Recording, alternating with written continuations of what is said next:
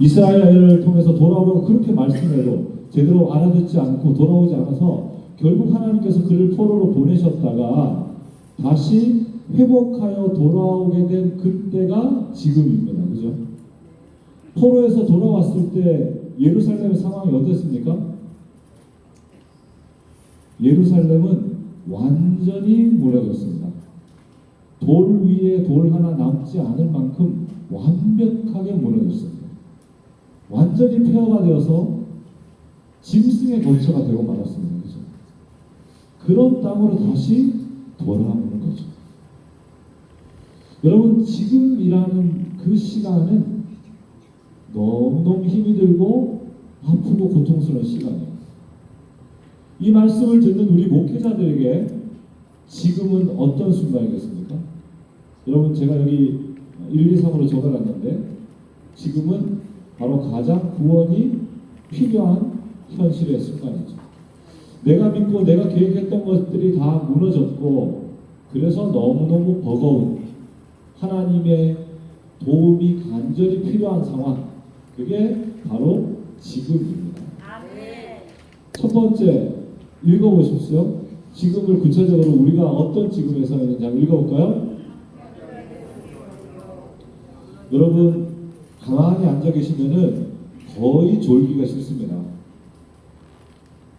아주 신실한 목사님들, 여러분처럼 월요일부터 와서 세미나를 듣는 아주 신실한 목사님들은 가만히 있어도 안 졸 가능성이 상당히 높지만은 그래도 주일에 목회를 하고 월요일날 이렇게 하루 종일 말씀을 들으면 졸게 되기 쉽습니다. 근데 말씀을 따라 읽으면 제가 드리는 질문에 답을 하시면은 그러면 거의 졸지 않습니다. 여러분, 처음 하는 것처럼 다시 한번 해보겠습니다. 첫 번째가 뭡니까?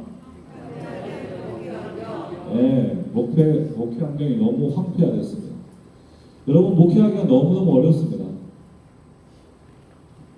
대한예수교 장로회 통합 측에서 농어촌 교회 1835개를 대상으로 8월 달에 설문조사 결과를 발표했습니다.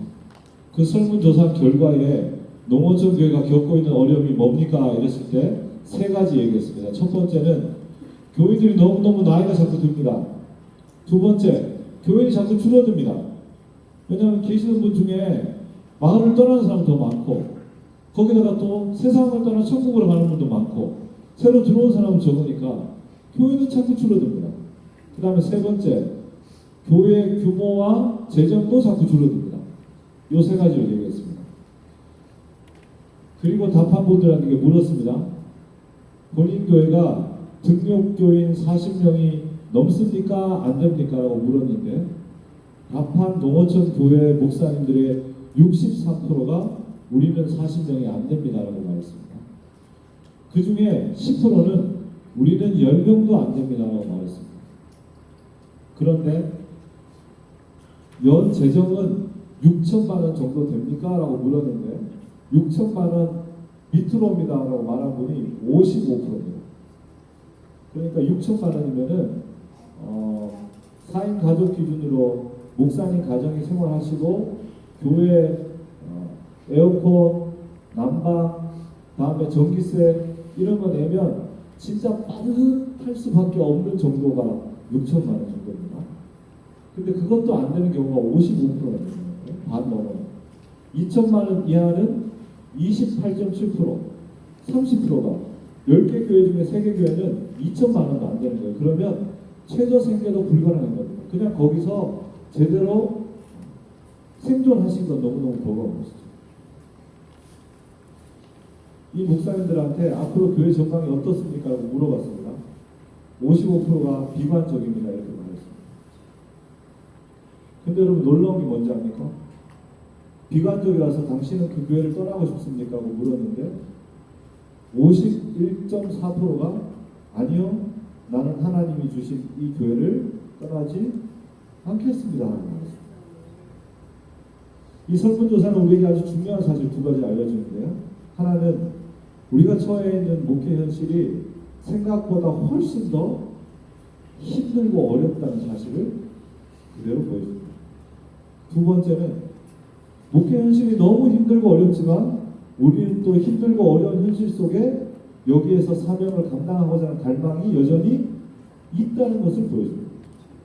지금이라는 이 시간은 어떤 시간이냐? 나는 여기 왔는데 여기가 황폐해요. 에이 모르겠다. 되든지 말든지 몰라. 그러면 아무런 것도 일어날 수 없겠죠. 그런데 이 지금이란 하나님 나는 여기 황폐한 곳에 와 있습니다 라고 말하기 시작하는 순간, 즉 하나님의 도움을 기다리려고 하는 그 순간이 지금이라는 거예요. 그래서 황폐하죠. 그리고 그로 인해 관계도 무너집니다. 왜냐하면 가정도 힘들어요. 아이들도 힘들고 아내도 힘들고 여성 목회자로 사역하면 남편도 힘들고 힘듭니다. 가족들끼리 어려우니까 일하기 더 어려워요. 가족끼리 관계를 유지하기도 어렵습니다.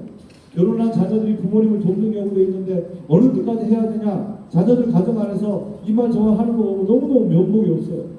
그것도 그만하라고 말할 수도 없어요. 그런 상황 속에 목회하니 참 관계가 어렵죠. 주변에 있는 다른 목회자들한테 이야기하기가 참 어렵습니다. 맨날 어렵다고 말하기도 어렵고, 내가 어려운 상황을 여전히 알아. 기도하고 도우면 얼마나 좋아요. 때로는 야, 저 사람들이 있다고 유세하나 싶기도 하고, 때로는 아니 이런 걸 꼭 얘기해야 하나 싶기도 하고, 그런 관계 속에 살아간단 말이죠. 세 번째는 뭡니까? 읽어보세요. 비상성으로 가득한 영성생활. 새벽기도 합니다. 근데 가끔가다 어떤 때는 성도들이 한 명도 안 옵니다. 내가 앉아서 기도하지만 딴 생각하기 일쑤입니다. 제가 농촌교회 목사님들하고 같이 영성훈련을 해본 적이 있습니다. 새벽기도 끝나고 같이 모여서 하는 기도 모임을 했습니다. 줌으로. 새벽기도 끝나고 하는데, 새벽기도 끝나고 아침에 텃밭에 일하러 갔다 오신 목사님이 있습니다. 아니 텃밭에 이거 뭐라도 갖고 와서 먹어야 없는 살림이 그래도 살 거 아니에요. 그러다 보니까 새벽기도 끝나고 기도하는 시간이 자꾸 줄어드는 거예요. 좀 더 덥기 전에 빨리 가서 일하는 게 나으니까 차라리. 어차피 뭐 사람도 아무도 없는데 점심 먹고 기도하면 되지 그래야. 이렇게 되는 거예요. 내가 이 영혼들을 섬기기 위해서 여기 왔는데 말씀을 준비하고, 여러분 저는 마이크를 계속 바꾸고 있습니다. 목소리가 달라지고 있습니다. 좀 더 신령한 목소리로 계속 바뀌고 있습니다. 진행하는 모든 분께 깊이 감사드립니다. 신령한 목소리를 선물해 주시는. 갈수록 힘들다는 거예요. 앉아서 말씀은 읽는데, 새벽 설교도 준비했는데 나도 깊이 은혜가 되는 그런 말씀이 아니에요. 그냥 한 줄 준비하는 거예요.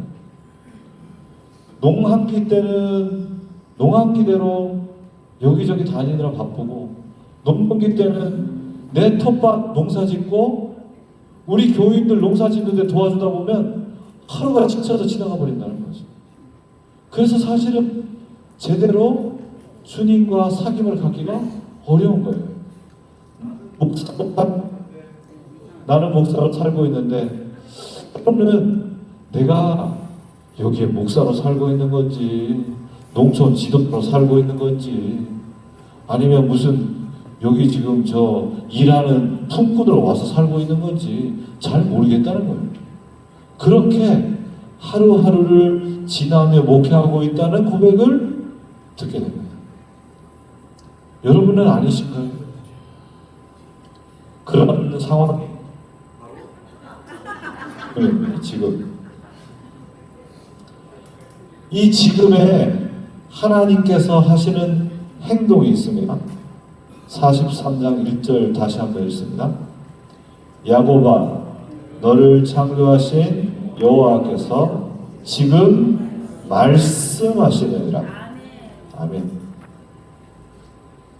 처음에 하나님께서 이 지금에 하시는 게 있습니다. 몸통을 잡으라고요? 네. 여러분, 주님도 꽉 잡아야 되고 마이크도 몸통을 꽉 잡아야 됩니다. 이렇게 살살 잡고 있다니 큰일 납니다, 여러분. 미안합니다. 수신기가 밑에 있어가지고 이거 건드리면 안 돼가지고 사람이 참 지혜가 있어요. 죄송합니다. 덕분에 잠은 다 달아났습니다. 감사합니다. 여기 지금에 하시는 하나님의 행동이 두 가지 나옵니다. 첫 번째는 뭐라고 하시죠? 야곱아 라고 부릅니다. 그 뒤에는 이스라엘아 너를 지으시니가 말씀하시니라. 이게 똑같은 말이죠. 그죠? 야곱아 너를 창조하신 여호와께서 말씀하신다는 거하고 이스라엘아 지으시니가 말씀하신다고 똑같은 말입니다. 그죠? 처음에 하나님이 하시는 일이 뭔가 지금 속에 있는 사람들에게 부르는 거예요. 이름을 부르는 겁니다. 한 번은 뭐라고 부릅니까? 야곱아. 또 한 번은 뭐라고 부릅니까? 이스라엘아. 야곱은 어떤 존재입니까? 발목을 잡는 거죠. 그죠? 누구 발목 잡아서라도 나는 잘 되려고 하는 사람입니다. 여러분 너무 죄송한 말이지만은 목사님들 중에도 그런 분들이 있습니다. 다른 사람 나쁘게 말하는데 정말 열심인 분들이 있습니다. 어디 가면은 그래 들었어 이렇게 말씀하는 분이 있어요. 그렇게 살고 있는 목사라도 괜찮아요. 이스라엘은 어떤 이름입니까? 주님과 겨루어 이겼다는 이름이죠. 하지만 사실 하나님과 겨루어 이긴 게 아니죠. 복을 주세요 하고 나서 어디가 여기가 탁 쳐지고 나서 이렇게 일평생 걸어 다니잖아요. 이건 뭡니까?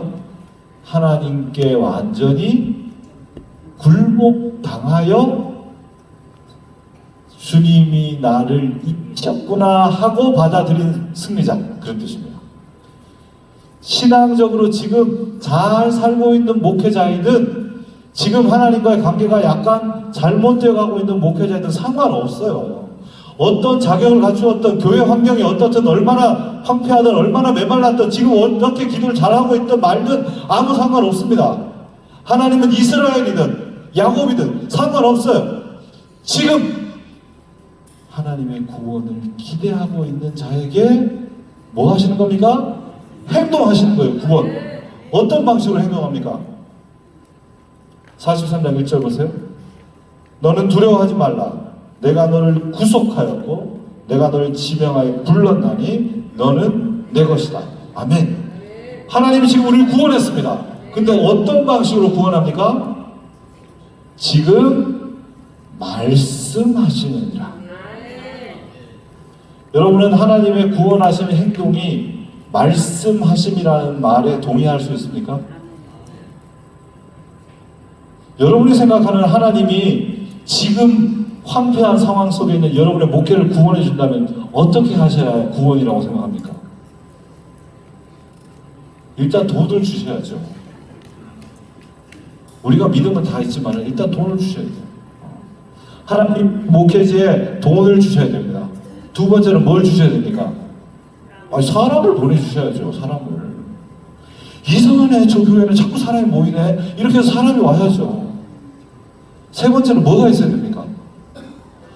샘솟는 아이디어를 주셔야죠. 이렇게 하면 되겠다. 이렇게 해서 탁 기도하고 와서 누구 만나가지고 이렇게 좀 합시다. 이러면 마을 이장이 오셨습니까?